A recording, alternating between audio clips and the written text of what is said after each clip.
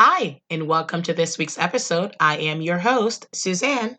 Bum bum bum bum bum bum bum bum bum bum bum positively Susan positively Susan ba ba bum bum bum bum bum ba bum ba da da dum ba ba ba ba ba ba ba ba ba ba ba ba ba ba positively Suzanne. All right, welcome to this week's episode. This week, I'm going to be talking about money. And money tends to make people very funny, right? Most times you have a conversation with somebody about money, it tends to get uncomfortable. I don't know. I think it's something that started a very, very long time ago. We have gotten so used to not discussing money or talking about money in secret that it had become something taboo.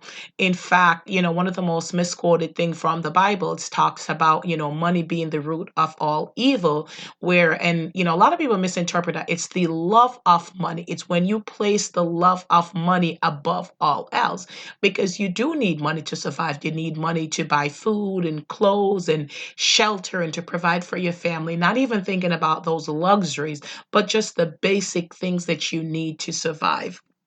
You do need money for that. So people always feel that you can't be saved, you can't be Christian and have money. But it's the pursuit of money above all things. It's the pursuit of money above God, above family, above love. So that is what is the root of all evil, the absolute disregard for everything else in your pursuit for money.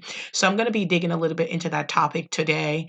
Um, but before I do that, let's talk about the question of the week. So, as you know, every week I do choose a question. So, this week, the question is: have you ever been disappointed by something? Have you ever gone after something and not gotten it? Oh, honey, I could tell you stories. There has been so many things in my life that I've gone after and I've gotten, and I'm very, very grateful for that through the grace of God and hard work. But there are many things that I've gone after that I haven't achieved. There's many things that I've gone after that I haven't gotten, and I was very disappointed. It took me a minute sometimes, depending on, how much I needed it and how big it was and what it was. Sometimes it takes me a minute to just kind of just reassess and regroup and go back out there. But I always think that if it's meant to be, it will be. And if it's meant for me, then it will be for me, and nothing or no one could stop it. So while it doesn't happen sometimes in the exact moment, I'm always able to just figure out that it wasn't meant to be and learn to deal with it. Over the years, some of the disappointments have been bigger than others, but I've learned to deal with it. And I will tell you this, a lot of times the disappointment have led way to something bigger and better than I've even imagined. But let's be real, in the very moment when you don't get what you wanted, it is very devastating. But the trick is not to let that derail you, not to let that make you go so low that you can't come back. And if you do go low, I hope you come back. I hope you realize how great you are. I hope you realize that it was denied for a purpose. And I hope you realize that bigger and better is coming. So, like I said, I've always been able to come back. Some took a longer time than others, but I know that if it's meant for me, it will be for me. All right, so let's jump into the topic of money.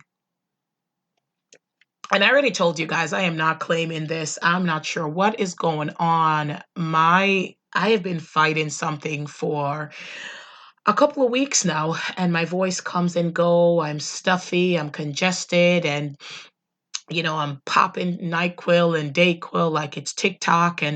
But you know what? By the grace of God, I am claiming healing, and I know that I will be okay. So let's talk about money and why the topic of money makes people so uncomfortable. I remember having a conversation with somebody about, money at work.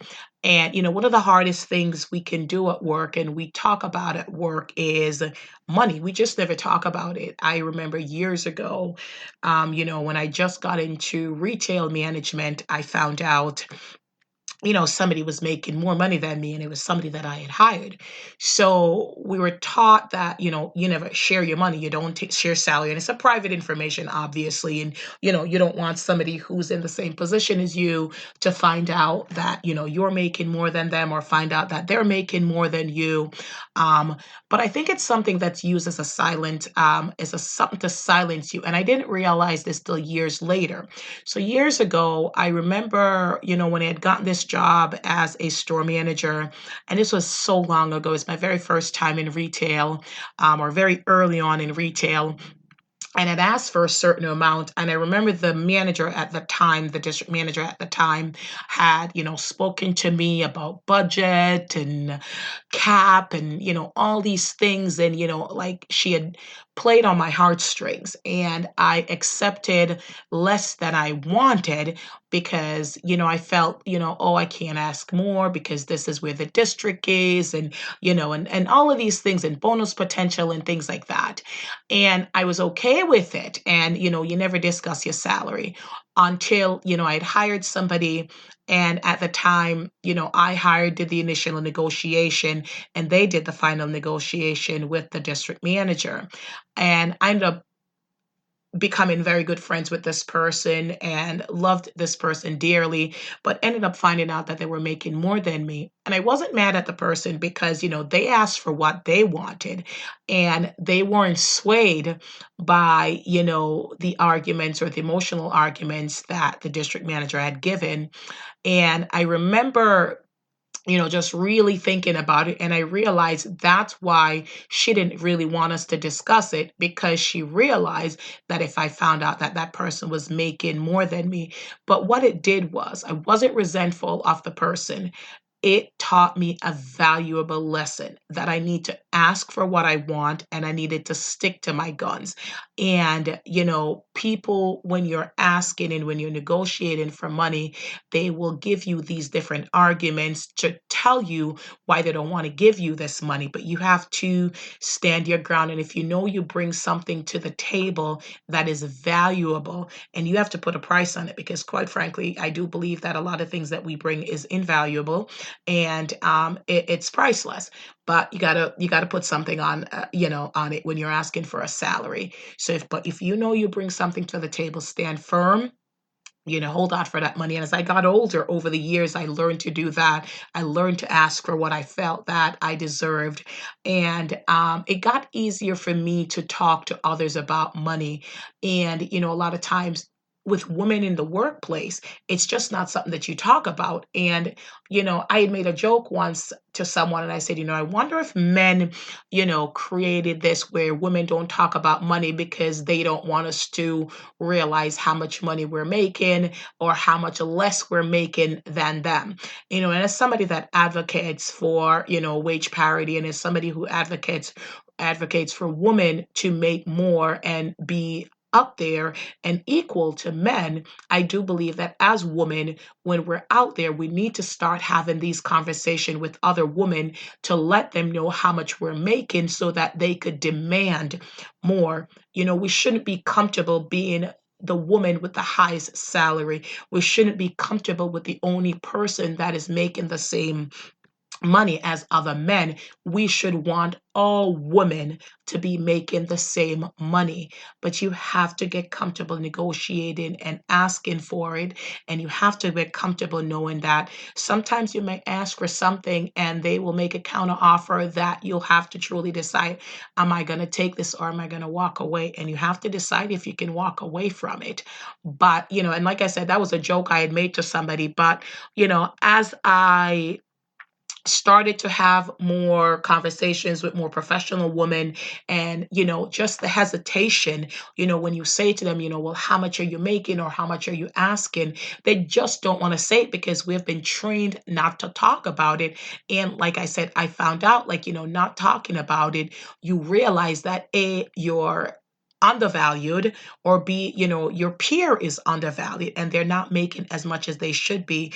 And yes, I absolutely want to make a lot of money, but you know what? I want my peers to make the same amount of money, because if we have the same skill sets, we should be comparative based on experience, based on education, based on skill sets and things like that. And a lot of times, our salary is determined by our gender.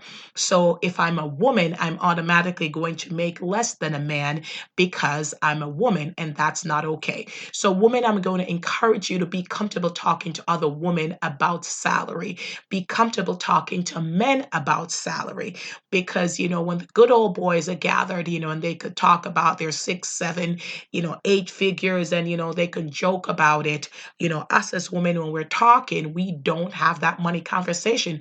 We don't have that money talk. And we get very uncomfortable by it because A, if we are making less than a man, we feel embarrassed. And B, if we're making more than a man, we feel that they will feel embarrassed. But we've got to stop feeling embarrassed about money and get very comfortable asking for what we deserve, asking for what we're worth, not as a human being, but what we're worth in the professional field, and going after it, no holds bar. So that is what I'm going to encourage you. Get comfortable asking about money, get comfortable talking about money, and don't be afraid to do your research. So, when you're going after a job, do your research to find out what other people are making in that field. And hey, ask your peer, whether male or female, what they're making. While they might not give you to an exact dollar, you can get like a baseline.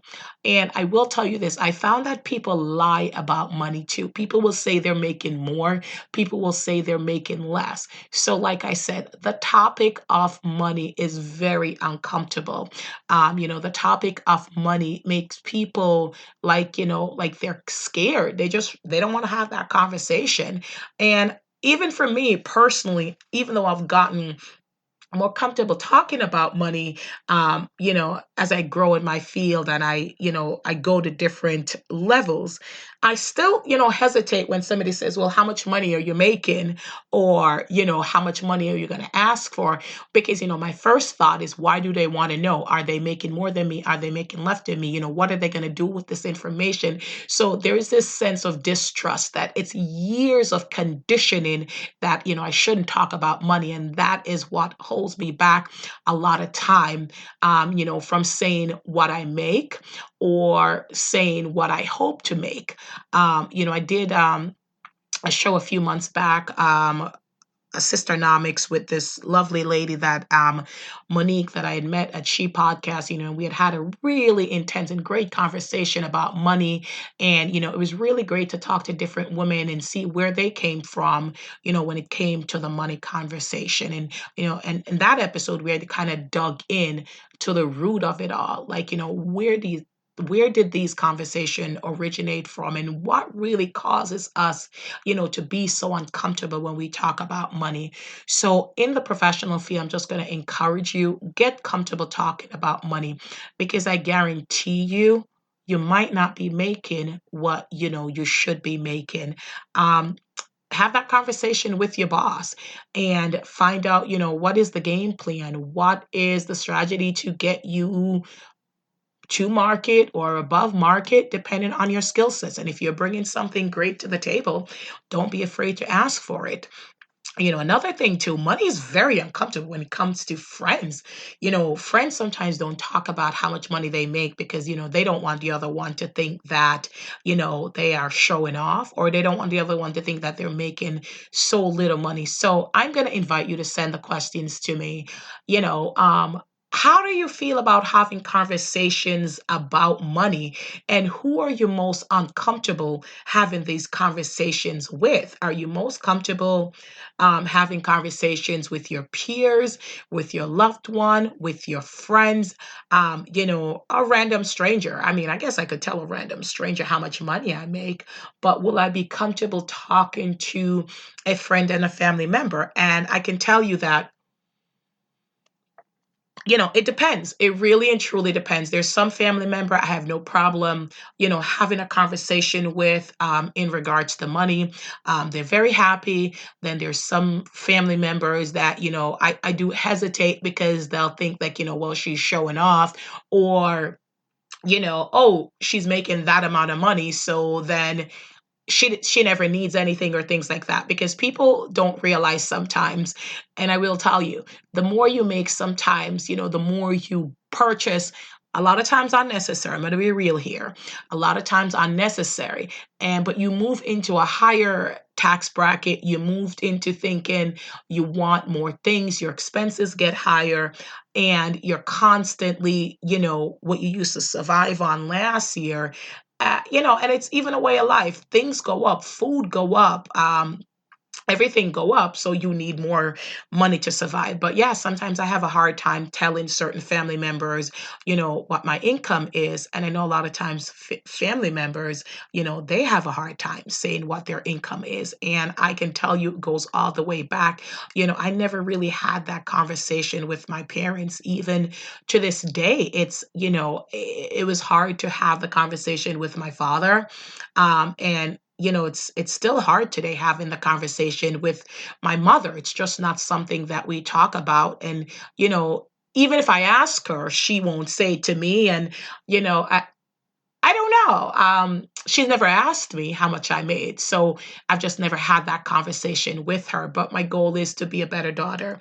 And I do want to have those conversations with her in terms of salary. But I will tell you, like I said, it's coming from a long way. So who do you have a hard time, discussing money with? And why do you have such a hard time discussing money with family member? Is it because you think that they'll resent you? And that is very real because family members will resent you if they think that, you make a certain amount of money, because all of a sudden they think that you're acting bougie or hoity-toity, and you're better than them. And then some people just, I don't know, they're just uncomfortable with money. Friends at the same thing. I mean, I'm very lucky. I'm very blessed. Like I've mentioned before, that I have a lot of acquaintances, but some truly great friends. I have two best friends, and I have no problem having the money conversation with them. It's not about, they're not jealous. There's no envy. There's no nothing. It's just a fact. It's just a way of life. And once I make more, they're proud of me. And if I say I'm going to ask for more, they encourage me. And it's the same thing. I have the conversation with them. If they're making a certain amount, I have no challenges encouraging them to ask for more and things like that. But, that took time to get that comfortable. But so it really does, I think, when it comes to friend, depends on the level of friendship. A true friend will not resent any amount of money that you make. And whether you're making more than them or less than them, it's just money. So my pastor, he's always joking, when we were in church and it comes to offering time. And y'all know how people get funny when it comes to money, in terms of the church. And, they get upset when, tithes and offering, and they don't understand the tithing. They don't understand offering. Some people believe in it and do it religiously, and kudos to them. And some people don't understand it, and they think the tithes and the offering is for the pastor. And I'm not going to sit here and tell you that some pastors don't, you know, do bad things with money. But this is what I say, that's on them. As long as you give the money with good intentions, your tithes and offering, then it's not on you. So don't worry about it. You do what you're supposed to do. But people do get funny with money when it comes to the church and giving out money. But my pastor always says, money, it's like hair, it will always grow back, right? So I personally believe the more that you give, the more that you will receive.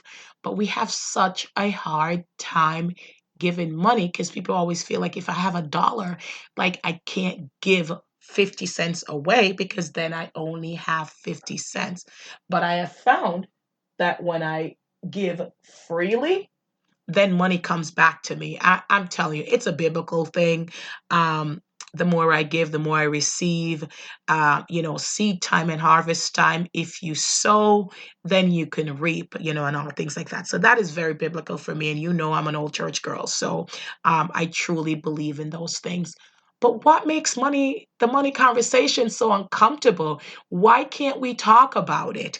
And heaven forbid somebody owes us money, that gets even worse. I have certainly loaned money a lot over the years, and sometimes I've gotten that money back, and sometimes I haven't. But here's my frustration with lending money. Now, I don't mind lending money, but if you're borrowing money and you know that you are not going to pay it back, then don't say you're borrowing it, because if somebody is expecting that money to come back, they're going to be upset. And I've certainly lent money to family members, and they say it's a loan, but then when you need it and you ask for it, then they get upset about it. But why get upset? You had asked for it for a loan. So if you had asked it as a gift, then there's a difference. You're not expecting it back. And, it's not even getting upset, because somebody could borrow money with the intention of paying it back and something happens. But here's my deal: have a conversation about it. Don't ignore it and pretend it doesn't exist. Don't see me day in, day out, and don't say anything. Just say to me, hey, I was going to pay you back. This happened. Bam. We're done. Conversation over. No need to wallow and linger. But a lot of times people feel like if I ignore it, then they will forget about it. Trust me, you lend somebody money, you're not going to forget about it. But have that conversation with that person. I think it's common courtesy. I think it's common decency to say, hey, I can't pay you back right now. I might never be able to pay you back. And I think I would accept that more versus just not having the conversation about it. I think it would make me more hesitant to lend money to that particular person in the future. But I've always found that, if you have the power to help somebody, you should help somebody. And if I'm in a position to help, I'm going to help, because you know what? I have certainly needed help, and I have people in my life that helps me when I need it. So why wouldn't I want to help somebody who needs it? And that's all I'm saying. So if you owe somebody money, just have that conversation with them. Don't ignore it. Just let them know what's going on. And chances are they will understand, right? But just don't ignore it. But I'm telling you, money makes people very, very funny. Money makes people uncomfortable. They don't like to talk about how much they make. They don't like to talk about how much they lose. They don't like to talk about, just anything about it. Although on the flip side, you do have some people that likes to brag about how much money they're making. Then that's just a whole nother story. I think when they brag about money like that, I think they are using it to cover up some inadequacy that they have, and they need to use that false sense to feel like they're more powerful than somebody else, because they're feeling less than somewhere else. And that's my truth, and that's truly what I believe. Just because you make more money than somebody doesn't mean you're better than them, doesn't even mean that you're smarter than them. It's just you make more money than somebody else. There are tons of people who are not qualified who are making lots of money, and there are tons of people who are, um, you know, overqualified and making a little bit of money. So it just all depends on the circumstances. And, if you follow me on social media, I posted something yesterday about Bishop T.D. Jakes that he had on his page, about not allowing the external to, form your internal character. And that resonated with me. And I posted it, and it resonated with a lot of folks too, because a lot of times, we allow our outside circumstances. And one of those factors, one of those outside circumstances is money. Money sometimes have a lot to do with how a person sees themselves. And if they have a lot of money, they will feel superior. And if they have a little money, they will feel inferior. But money doesn't make a person. Money doesn't form character. All the money does is just really highlights who you are. I am not saying that, rich people can't be good and poor people can't be bad, right? But the money shouldn't determine your internal character. If you have no money and you get money and you start to act a certain way, I think you were always that way. The money just brought that side out. And it doesn't mean that everybody that doesn't have money is good and altruistic. No. People are people, and unfortunately, we live in a world where there's good people, and there are bad people. So don't allow your external to change your internal. So whether it's too much money or too little money, don't allow it to shape who you are. Fight the good fight. I've been in situation where I don't have enough money. I but I trusted and believed that God would turn it around. So try to get comfortable having those conversations.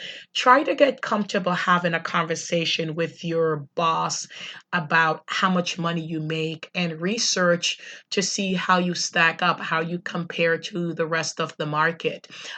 Do your research, go in there well armed, make sure that you're bringing something to the table.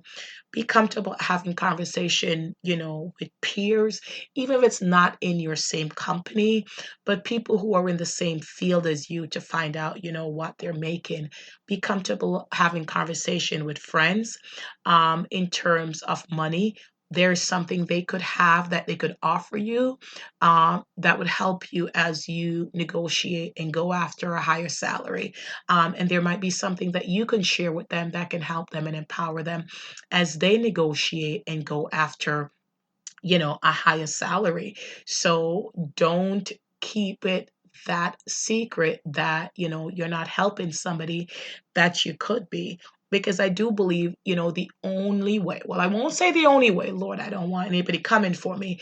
But one of the ways we are going to fight the wage disparity that we have going on, the huge gap between what your male counterpart makes compared to the female counterparts, is being comfortable having honest and candid conversations about where you are as a female, and if you are, a female executive or middle management or things like that, how much more are you making than your male counterpart? Or how much less are you making than your male counterpart? If you bring the same skill sets, to the table, your pay should be comparatively the same. And we know that it's not. So as we fight for gender equality, as we fight for pay equality among the genders, we have to, like I said, be very open to having that dialogue, be very open to having that conversation with whoever you need to make sure that we're on the same page. And if you're that woman that's making the most, make sure that you leave that door open so that another woman could walk through that door with you, that you're not the only woman at the table who is making a certain amount. So I will continue to fight the good fight. I will continue to educate myself as much as possible. I will continue to help my friends, my peers, my family members, understanding how to be well armed to go into a negotiation. Review times are coming up. The year just ended, and a lot of companies, their fiscal year ended, in December. Different companies' fiscal year ends at another time. So, how comfortable are you, going through your review and sitting down and talking with your bosses about getting an increase, and possibly more than the average, right? So we just have to get comfortable with that. Um, like I said, money makes people funny. I This year, oh wow, not this year, last year. So I have a Jeep that I love. It was a Chevy Traverse. Absolutely love it. It's a 2010. I bought it for myself in 2009 when I got a promotion. It was the first car bought for myself. Previously, my other cars, my husband had bought them for me. But this car is a 2010 Chevy Traverse. Loved it. I remember I was trying to determine between the Traverse and the Pilot, the Honda Pilot, and it had everything I wanted. It was 8-seater, it was roomy, it was just fantastic, and that has seen me places because I've been a district manager for a couple of different companies, and I had to travel to Vermont and Maine and New Hampshire and all over. So that baby was good to me.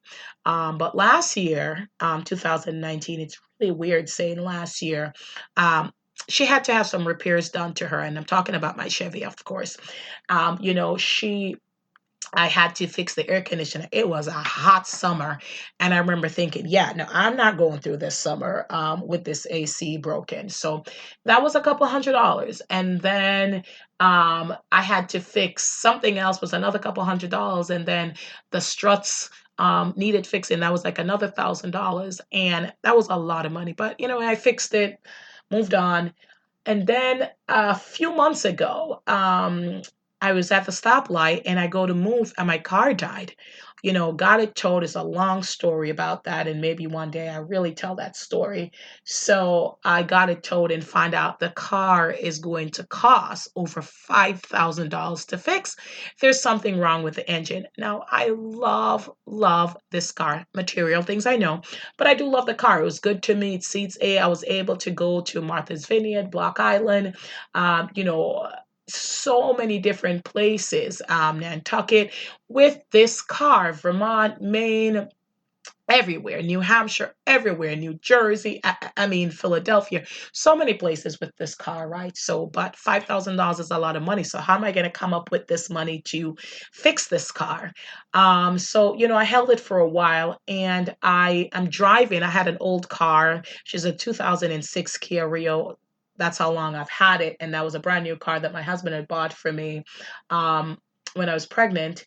And I've had this car, and you remember saying to my husband, like, let's get rid of this car. I'm done with it. We're paying insurance on it for the last couple of years. I really haven't driven it. I didn't drive it last year. Let's just get rid of it by the end of the year. I wanted it gone, wanted it out of my yard, just gone. And when my Traverse broke down, I had to draw for this car, right? Paid a couple $100, get it fixed up, got it inspected, got it on the road, and I am driving it. And it's funny how people look at you differently when you're in a particular car. So now, I drive up in my Chevy Traverse. Granted, it was a 2010, but it was white, it was nice. So, people like look at you differently.